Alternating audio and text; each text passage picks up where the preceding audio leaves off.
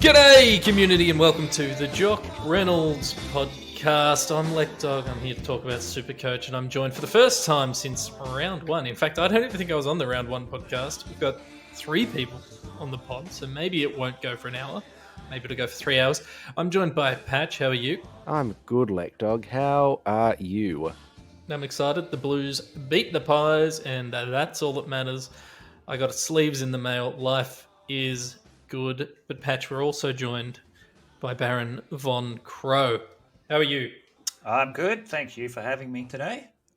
And Bazza, you're here for, well, obviously we love you and you're a brilliant insight into Supercoach, but you're just dominating at the moment and 14th overall for the round. How'd you get there? Who were the big hitters for you?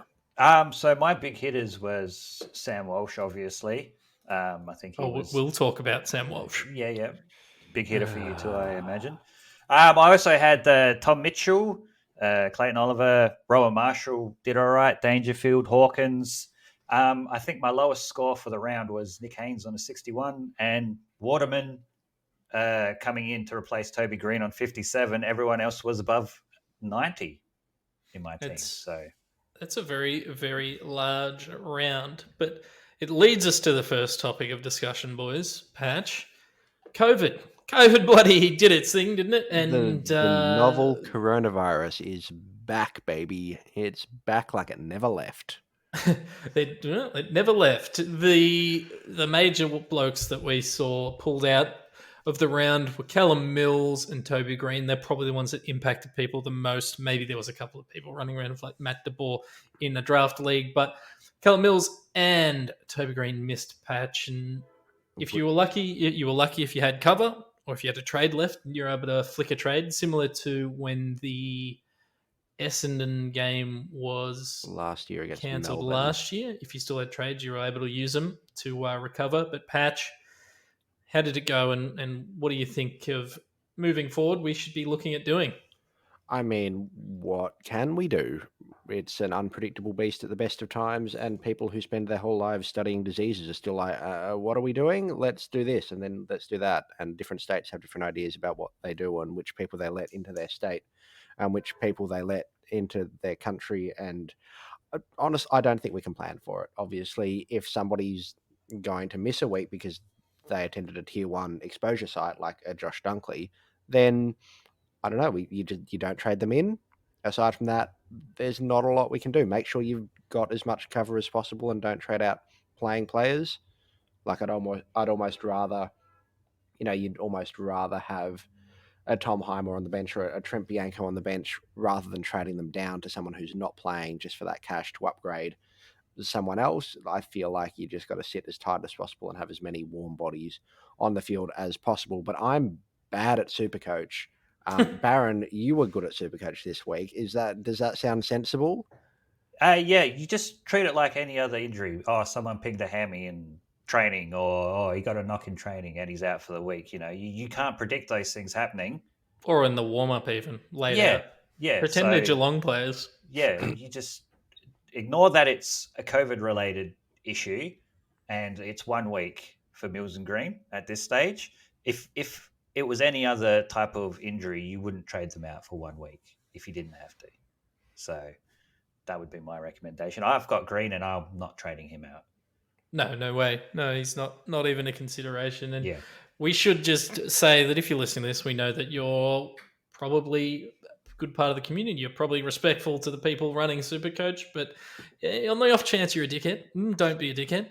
Be nice to the people that are running it, because how can they plan for it?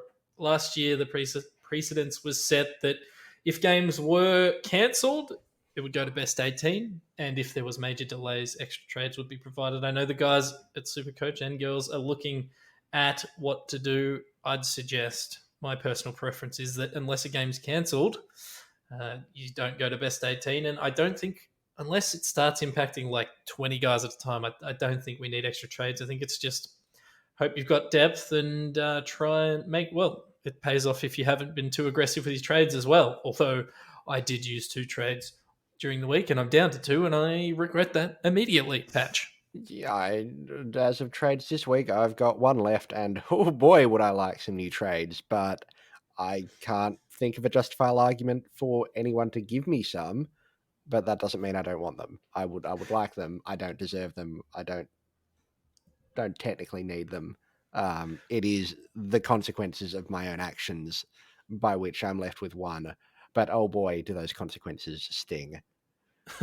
Yeah, they sting indeed. Now, before we get to more Supercoach news, Sam Walsh is God, and if he's not God, he'd certainly beat God at football.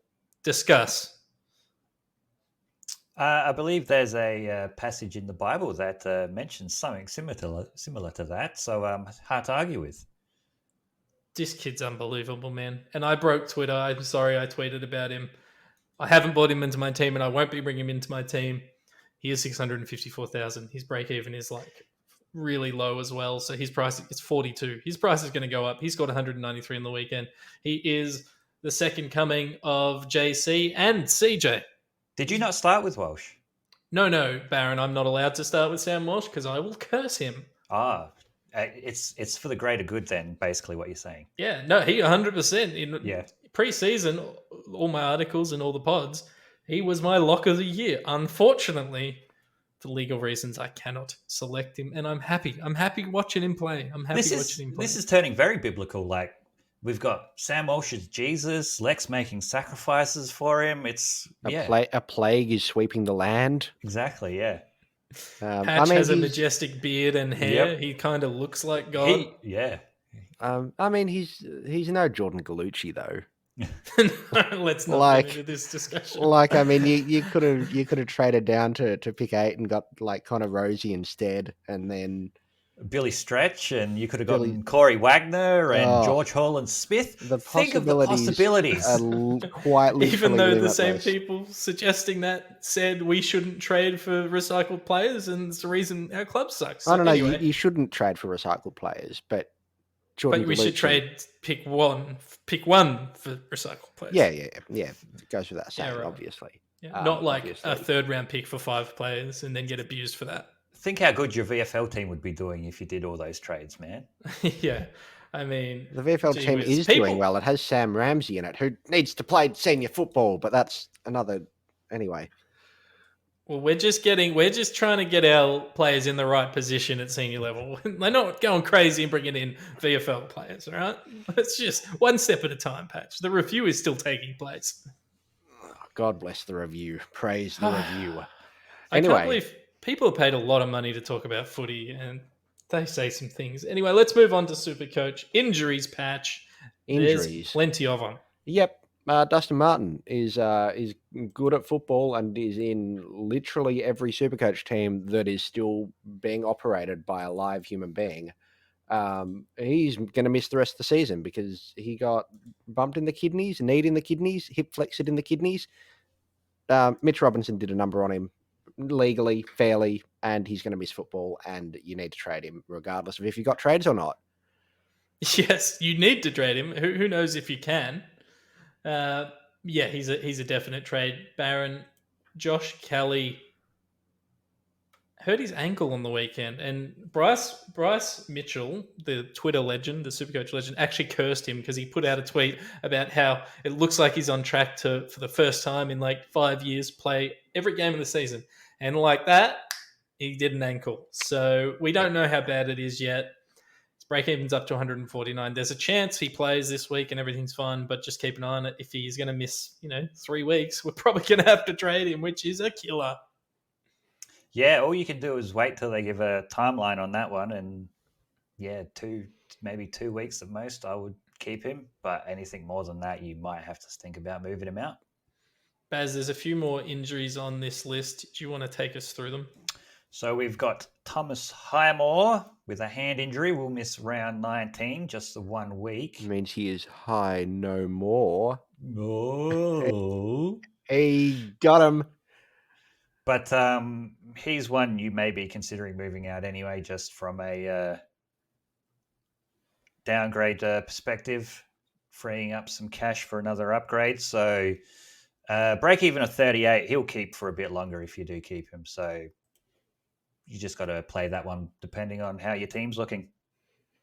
We've also got Matt Flynn, break even of 121 with a shoulder injury. Patch, I'm thinking if you still have him, he may have to go just because of Shane Mumford still being alive. Probably. You'd think they'd try and get games into Mummy. They need him to win games in order to... Well, they think he's their best 22. They need to win most games from here on out to make finals, because it's almost a Stephen Bradbury situation heading into the top 8. You'd think Flynn doesn't get a great look in. They've still got Briggs running around as well. Well, Briggs was one of the COVID people, wasn't he? So I think he's out for at least a week or two now. I can't keep up with you, Barron. Yeah. If I'm being perfectly honest, it seems to change hour by hour. Matt Flint, you can probably trade him because I'm assuming you've got rucks that are going to play for the rest of the season, unless you've got Sean Darcy, who at 710. Yeah, I did the same reaction when I saw it. He did it. He cracked the 700 mark. He did that very quietly. Well, very quietly after 3 scores in excess of 170. 5-round average 152. Goodness me. He's injured. He got subbed out in the middle of the third quarter despite being on 150 odd. They're hoping he should play. Fremantle are now playing the early game, so we should know pretty early. If he's missing, you'd hope it'd just be the 1 week, so you'd probably hold him if you've got cover. If you've got Ned Reeves, who came back from the dead this week, if you don't have cover, do you trade him? If you I think if they say, he's a test for this weekend, and if he doesn't get up, he'll probably get up next weekend, you hold. I think you hold, and hopefully you've got a swing set, and you've got a Rowan Marshall as a good target this week, and hopefully you can use him to swing in the ruck line. If for some reason you don't have a DPP player or cover in ruck 3, then I don't know. You're probably not listening to the podcast, if I'm being honest, Patchy. Look, who knows? Brandon Ellis, not many people will have him, but will miss 3 weeks regardless, so that is a trade. Lachie Jones allegedly will play in the SANFL this weekend, so we'll see how that goes. Will there be a SANFL this weekend? I don't know.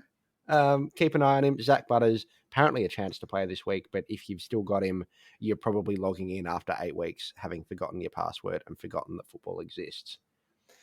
Yeah, well, if he does play, despite his break even, people are going to be tempted by him as a trade-in option, despite all the injury risks. Because They should not be. There are kind of some rookies that are doing some things. Jamarra Ugle-Hagan is on the bubble. Scored 61 from 3 goals on the weekend. Looks like he'll be an all right footballer. Turns out everyone was kind of right. They shouldn't trade him before he's played his first game, the number 1 pick in the draft. No, I mean, they should trade him to Essendon. Yes, definitely. Was he legally the first pick in the draft? Yep. Yeah.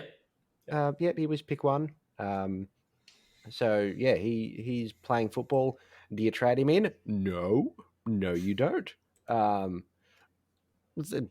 Worth pointing out because he's about the only player on the bubble. Ryan Garthwaite is the other one. If you're trading in Ryan Garthwaite, God help you, 188k, break even of 37. He's only outscored that once with a 48 and a 28. And I mean, he probably plays until he gets dropped for Ben Miller, but you don't, No.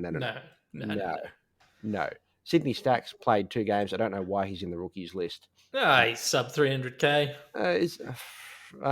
Anyway, he scored 49 and 45. So don't trade him. Don't trade him. It's an awful decision. It's an awful decision. Patch. Lekdog. A few players debuted this round, and Barron, he's the expert. He's the scouting report man. He's the scout of the AFL in the Supercoach landscape. Baz, you got to take us through these 3 blokes that debuted. Tell us their strengths. What are they doing? What's the job security like? Well, at this point of the year, I wouldn't be super confident on any of their job security. Just Connor West had 71 on debut. which, sounds good, but then you realise he was playing the Adelaide Crows, so that's probably inflated by 30 or 40 points right there. I know Luke Shuey was talked about having an injury, but I think they're fairly confident that he'll play next week or this week or whatever week football occurs next. So from a money perspective, him and Sam Durham are wonderfully priced at the cheapest you could possibly imagine. Yes, exactly. But if you're reliant on a bench player playing to round out your team because you have an injury elsewhere, then wait and see. If it's only a 1 week injury or a 2 week injury, maybe you'd do it. But if it's anything long term, I would think against it. Matthew Parker for Richmond on debut got 47, 141. I don't know about him either. Richmond are rotating a fair few guys through. You saw they had Patrick Naish and Riley Collier-Dawkins get a good 4, 5, 6 week block, and they've been moved out now. They've still got Ryan Mansell playing, I think his name is. Again, just wait and see. He's probably one of the few forward line options we have for a downgrade other than Oliver Henry, I think it was, from Collingwood. So, again, if you need a forward option to downgrade, he might be the one. Oliver Henry kicked 3 goals, and every time he had the ball, I asked myself, who is this? I could not tell you who Oliver Henry is. Don't know a single thing about him. Matty Parker, I think he was playing more of... He was playing more of a forward role than what he's done in the waffle at the start of the year. They were playing him sort of off half-back and on a wing. He's filling a role for Richmond. I think his job security is probably right. Dustin Martin going out patch, but he's by no means someone that I'm looking to trade into my team.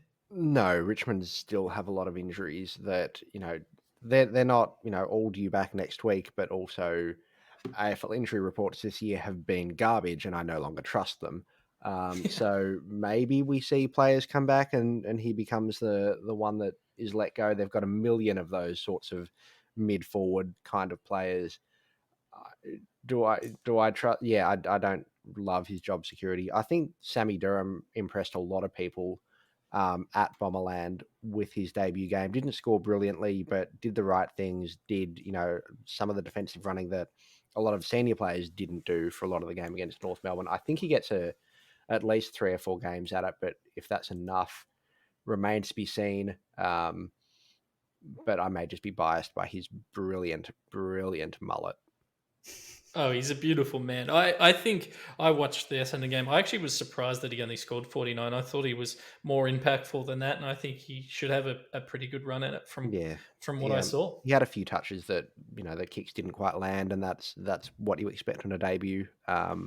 So I'd expect that to improve a little bit, not to 80s or 90s, but I think he can average 60, 65 on the run home, which you'd like from cover.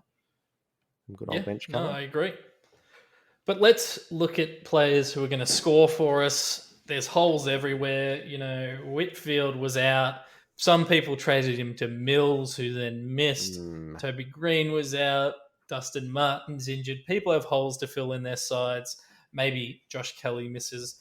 Let's look at value targets. As we said the last few weeks, Patch, if you can afford a Super Primo, buy your Super Primo. You don't need us to tell you that buying Sam Walsh or Darcy Parish or Marcus Bontempelli is a good idea. Exactly. I looked at all of the value options this week and went, you know what? I'm trading Dustin Martin to Patrick Dangerfield because my team has a severe lack of points, and that's the easiest way to get points. But if you don't have that cash, you don't have that option, here are some players that we can trade in. The first one, Jake Lloyd. Everyone's D1 at the start of the year, 510k, break even of 92, averaging 105 for the year. He's value, he's premium, he's very good at what he does. He's the seagull. Trade him in. 100%. Lock him in. In a similar vein, in my opinion, is Jayden Short at $486,500. I know a lot of people are going to have these two players, so we don't need to spend too much time. Break even 59. 7th ranked defender of the year, sub 490k, turned up on the weekend. No Bashahuli for the rest of the season, it looks like. So he should continue scoring pretty well from here on out. But most people probably have him. Bazza, your man, though. What do you think? My man, Harris Andrews, 472,000, break even of 73, scored 111 on the weekend. That's his problem, though, because he can score 111. Next week, he might score 70 or 80. So if you were having to pick between one of those three, pretty much the order we talked about, Lloyd, Shaw, Andrews, there you go. If you've got the money to spend, I think it's an extra, 14,000 to go to Andrews and Short. So I think Short would be the better bet between them. But think of Andrews if you want a pod, maybe. That would be Andrews last 3 weeks, 96, 99, 111. Yeah. Oh, boy. I almost traded him in this week. I ended up swinging Laird back and grabbing Guthrie instead. But I was like a millisecond away from locking in Andrews, and I panicked, and I thought, I don't want to have to compare him to Jacob Wiedering in my head, which for some reason we have to do because they're two young key forwards. By the way, 2 points separate them this year. Harris Andrews ahead by 2 Supercoach points for the year. Didn't trade him in, but 111, that's a pretty damn good score. Would this be the first year you haven't had Harris Andrews ever? You talking to me? No, to Barron. Yes, but because I drafted him in our draft league, so I've still got him in some fashion. I thought you actually traded him in a few weeks ago, Baz, or did you not pull? You clearly didn't pull the trigger. No, I've had him the whole year. I almost brought him in, and I got a lot of negative feedback on that potential move happening. Words were used that involved 4 letters and can't be repeated on air. But no, I didn't. I think I ended up swapping some things around and bringing Hawkins in that week as a forward. Which words were they? Which words were they? Various combinations of all those put together into just one long sentence. I'll beat that out. That'll be funny. Sure. Let's go to the midfield. Hugh McLuggage is listed on our list, $471,000, averaging 101 for the year, 121 on the weekend. Huge pod areas, very, very cheap as midfielders come. Went through stages last year where he'd just score 140s for fun. This year hasn't quite had the same scoring capacity, but still a very good footballer as Brisbane look to hit their straps, in theory. Yeah, another guy that I was pretty close to trading in on the weekend because he was very cheap. He was like $460K. He's the 18th ranked mid for the year, and overall, and this is the sort of value. You know how we always talk about the non-sexy picks that at the end of the year you look at the rankings and you go, oh, if I had started him, I'd be doing all right. Like, he's a top 30 scorer this year overall, and given you're trying to get how many players do we have on field? 22. 22. That's pretty close to the top 22. So it's closer than all of my other players. Also, I said I said Brisbane are hitting their straps and they just lost to Richmond on the weekend just gone. So in a game that I watched, so it's showing you how much information I'm retaining in this big old dumb brain of mine. Barron, talk to us about Travis Boak. He's pretty cheap and he's got a milestone on the weekend. Yeah, 509.5K, break even of 119, which amuses me. Yeah, game number 300. I have to give it up to him. He's a hell of a player, even if I do wish him unwell most weeks. But no, for that price, hard to go past him there. Port are going to just keep using him in the midfield, so I wouldn't worry about his role or anything. And they're going to be pushing to keep their top 4 spot, so he's not going anywhere. So I think they'll be looking to finish the year strong. Worth pointing out that a few weeks ago we had Statty Matty, the stat man, on the podcast, and there's a reason we listened to him. In that podcast, we talked about Carl Amon v. Travis Boak. I was team Travis Boak. I said, you know what you're getting? He was team Carl Amon. Since then, 5 round average, Carl Amon outscoring Travis Boak by 3 points a game. So Statty Matty, genius, shout out to you. Although you could be team Oliver Wines, as Damo and Clarkey shouted out a little while ago, if you're going into that Port midfield. has dropped below 100 once since round 9. Obviously, a bit more expensive at 578k, but has just pumped out 154 on the weekend. Has had 3 scores above 140 this year. Quadzilla is in incredible form, so he'd probably be the pick of that Port midfield. You know what the best thing about the Quadzilla is, if you go through his quads, tell me it's his quads. It's his quads, isn't it? They're up there. But if you go through his history this year on the Supercoach app or website and you look at his average round by round, started off as 81 after round 1, and he's just slowly, like week after week, just pushed it up. Round 9, it was 101.8. Then it was 104.5 a couple of weeks later, and now it's 110. Like, the man is scoring so much, he's pushing his average up every single week. He's a beast. Cam Guthrie. I mentioned him a couple of times. I traded him in this week, $483,700, break even 71, Geelong midfielder.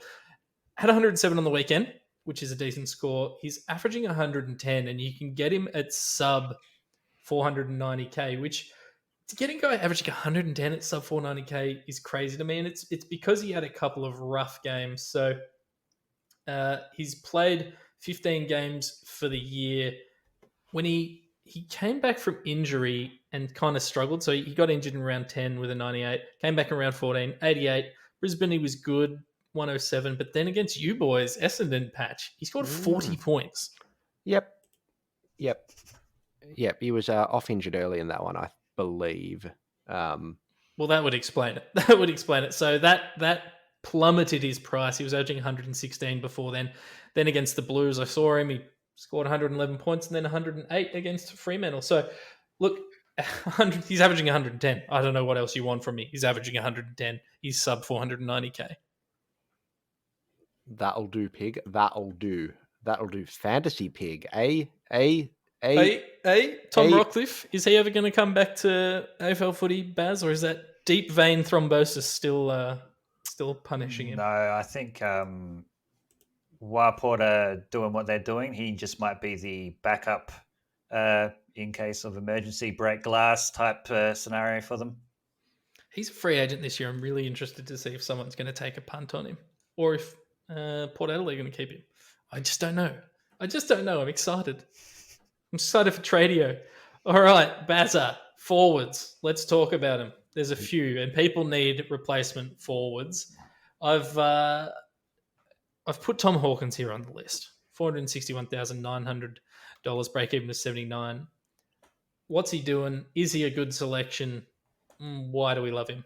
I'm kind of worried because I've got 3/4 of this forward list already traded into my team. So, since Cameron's been out, I think Hawkins is a goer. I think Cameron's probably got another 3 or 4 weeks to go before he's back. So, how many more weeks we got left in the year? 5? 5-ish. Who knows? Yeah, 5-ish. Time's meaningless. Time's a flat circle. Yeah, so I would, consider trading him in. I wouldn't be worried about him potentially scoring poorly for one round because Cameron might be back. He's going to kick goals, so that's what you want. And like I say, he's the 5th ranked forward for the year. So it seems kind of obvious if you can get the 5th ranked forward for 461,000. He's one of those guys that, as you spoke about before, you look at them and go, "Oh, if I just started him, then," and I said it last year and the year before and the year before that of like, I'm just going to start him next year. Like, he just does it, and every season I find a reason not to, and I get to this stage of the year and hate myself for it. Yes. It's like when Josh Kennedy, this is going back a few years when he was still healthy from West Coast, but like, you'd be like, oh, he's an awful pick. Why would I spend $500,000 on Josh Kennedy? But at the end of every year, he was 4th overall for scoring in the forward line. And you're like, if I had him in my team, I wouldn't have had to trade so many goddamn players. Yeah. So yes, we quite like Tom Hawkins. Patch, I'm not going to speak about this player because he angers me. Jordan De Goey. Look, he's playing in the midfield, and that's probably his position as a footballer. It's where he does a lot of good football. Obviously, there are off-field issues that have been spoken about that might be a deal breaker for you in terms of having anything to do with him, and that's fair enough. 490k, he's no longer the extreme value pick he once was. Sure. I don't have a lot of time to talk about Jordan De Goey. I can't really get excited about him as a human being or as a footballer, but sure. Okay. Well, notwithstanding, everything that's going on with him, apparently his court case is like 2 weeks away. So who knows if that impacts his form or if he's even, impacts if he's allowed to play footy or it doesn't, or everything's okay and nothing bad happens and it's play on. But you're right, 3-round average 117, had 114 the weekend, and he's playing that midfield role where he's also getting cheapies. He had a lot of cheap kicks in defence, and from a Supercoach point of view, that is good for footy. But let's move on to someone that doesn't make me angry. Rowan Marshall, $464,600. Not as cheap as you could get him a couple of weeks ago. Break even 57, forward ruck swing, 3-round average of 107. And he had a 127 on the weekend for the Saints. Good at football. Barron? Yeah, he was someone I brought in last week for Kyle Langford, so I'm very happy with what he's produced, and I wouldn't hesitate to bring him in. No, I think, and it gives you flexibility if you've got that swing set in the ruck at R3 as well. I'm just making sure, because I heard rumours that Paddy Ryder might have got hurt, but it looks like he didn't. So, let's move on, shall we, fellas? Shai Bolton. This is a bloke that I've added in at last minute because I realised we didn't have him in there, which feels ridiculous because he seems to be the natural replacement for a Dustin Martin and will even make you cash if you trade to him. $420,800, break even of 62, forward mid swing, and was back to. I took a punt on him. I traded him in this weekend. He was back to what he was doing early in the year. He scored a 107 playing through the midfield, and it looks pretty good, Patch. Yep, he's a very good footballer and one of those players that everything they do tends to look good. Good footballer, good Supercoach option, especially with Dusty out. They'll push him into the guts a bit more because he's very good at both. A good trading option. And just while I'm here, just here's a crazy one. Feel free to tell me to shut up. Jack Riewoldt kicked 6 goals on the weekend. He stood up when Lekdog, shut up. Okay. Okay. What milestone game? I say that with love.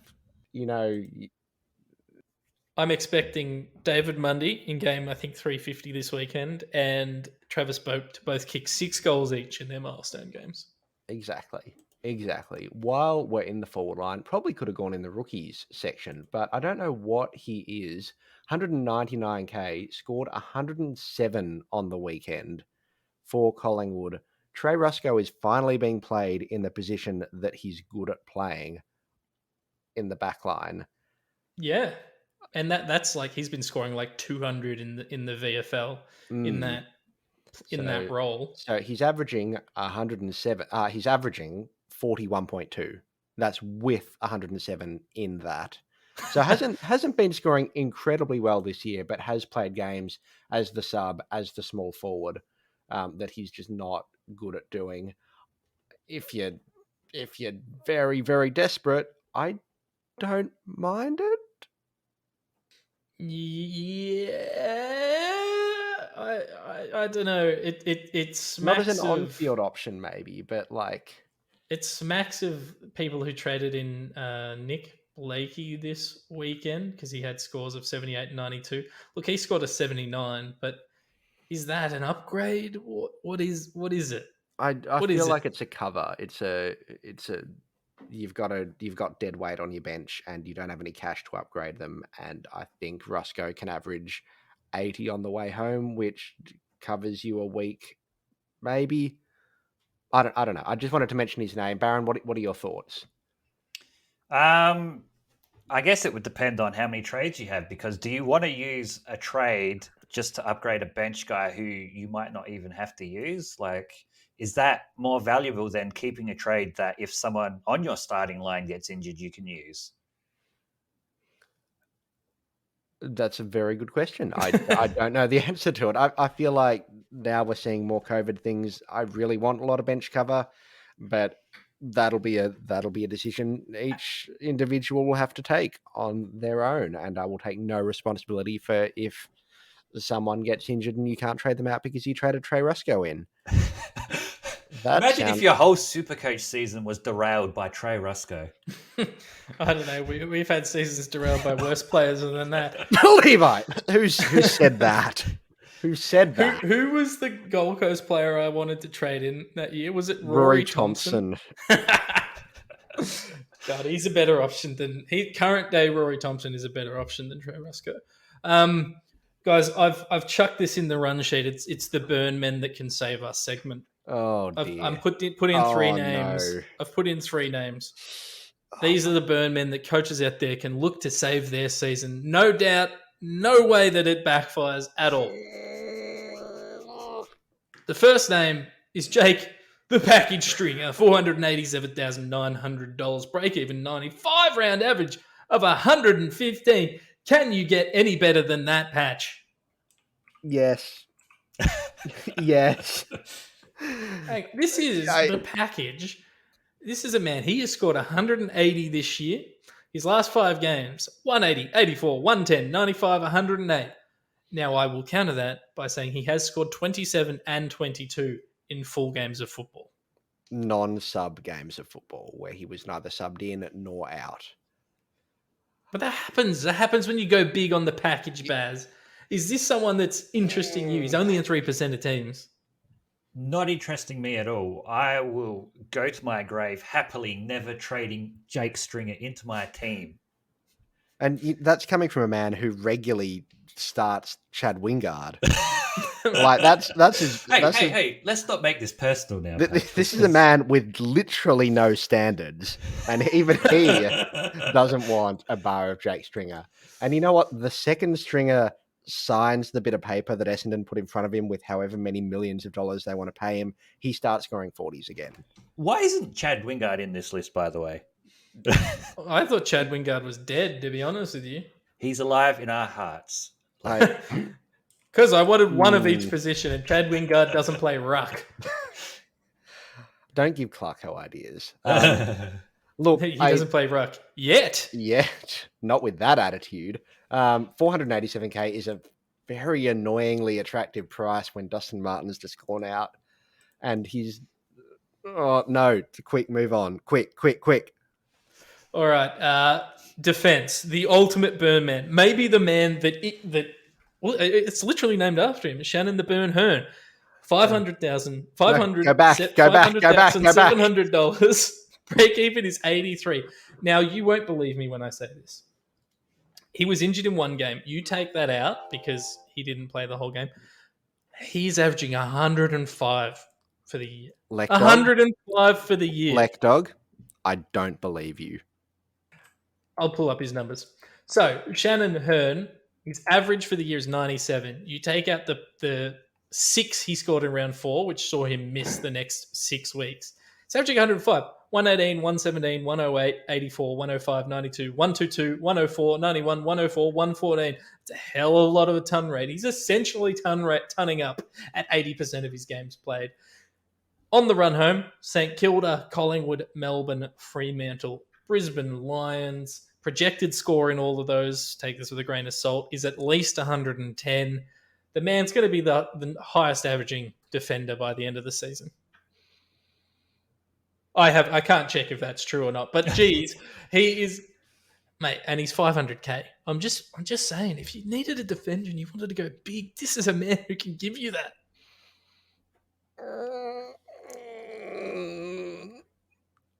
I mean, sure, when you put it like that. Logically, it all makes complete sense. That is like, there's nothing in what Lek has said that you can disagree with. The numbers are there. But the vibe, Barron. It's the vibe. It doesn't sit right in my stomach thinking about it. Barron, how many times have you been burned by Shannon Hurn in Supercoach?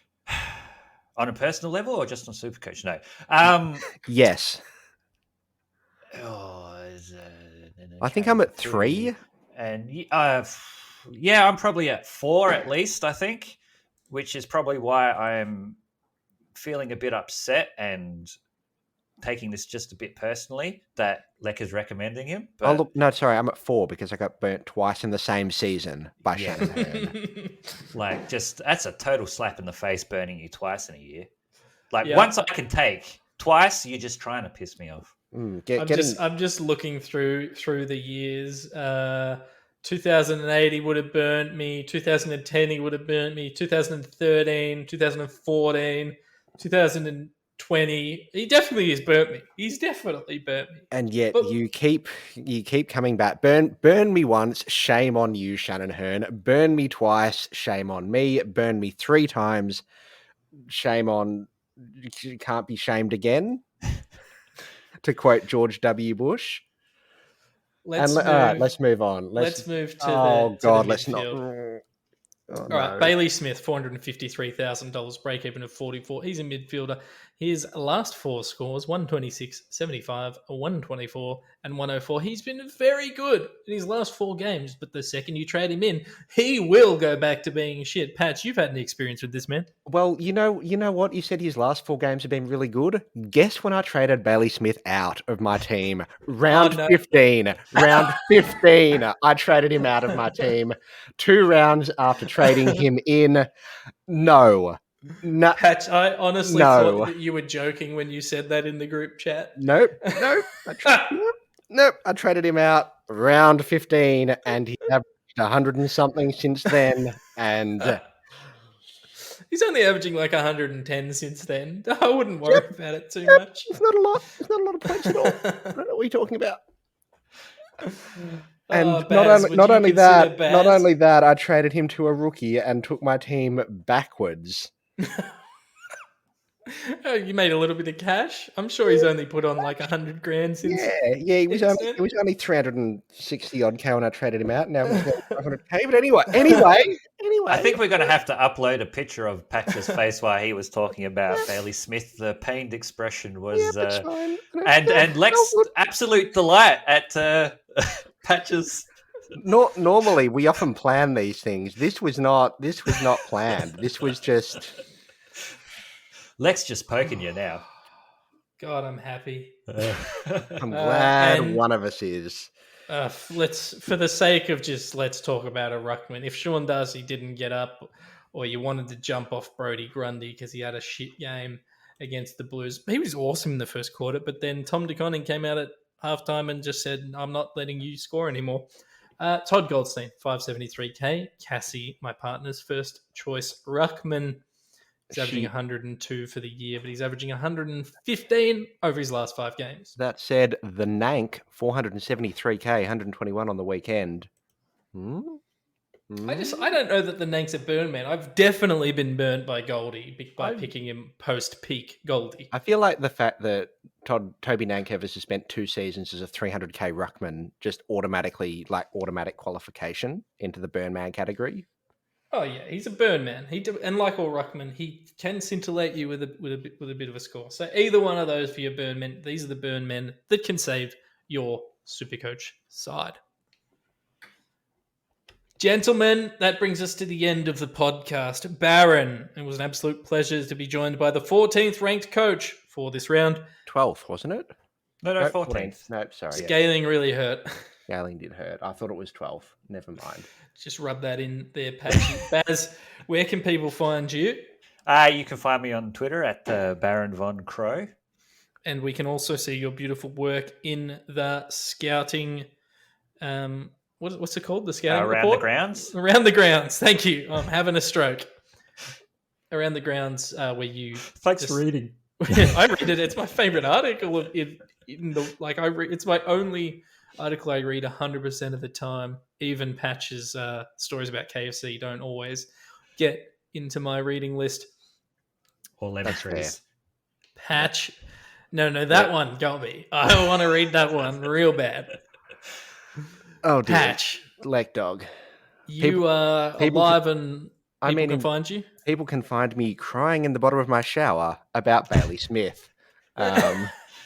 Please don't actually find me there. None of us will enjoy that. But I'm on the internet, patched to the max, on Twitter, where you can see me live tweeting my experience from the bottom of my shower until my phone dies. Hopefully it electrocutes me, but it hasn't done it yet, and I'm not holding my breath because the shower doesn't flood. Anyway, stop me from talking, Lekdog. Oh my God. Please. This has been another wonderful Jock Reynolds Supercoach podcast. Thank you to Telebeats for the music. Go to Jock Reynolds, buy a t-shirt, buy something. Go and look at a picture of me wearing sleeves. The mailbag is finished, so jump on the side. Say thanks to Clarky and Damo for running that all year long. The cheat sheet's still going strong by Statty Matty. He's a beautiful genius. Azza always plugging away with the numbers at the background. And, of course, Foz Daddy, the one and only, the main man, the master of the panic room. Good luck, community.